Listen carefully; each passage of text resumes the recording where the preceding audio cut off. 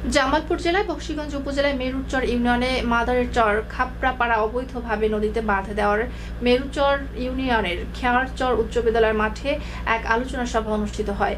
উক্ত আলোচনা সভায় সভাপতিত্ব করেন আলহাজ আসগর আলী। বক্তব্যে বলেন, আমাদের বকশীগঞ্জ থানার সাধুরপাড়া ইউনিয়নের উত্তর প্রান্ত ঘেঁষা এবং বাহাদুরবাদ ইউনিয়নে পূর্ব দক্ষিণ প্রান্তে অর্থাৎ দেওয়ানগঞ্জ থানাধীন দশানি উপর হতে জল মহল বালু ও মাটি ভরাট আইন 2010 সালের আইনে অমান্য করিয়া বীর দর্পণে আইন অমান্য করিয়া মাটি কাটিতেছে।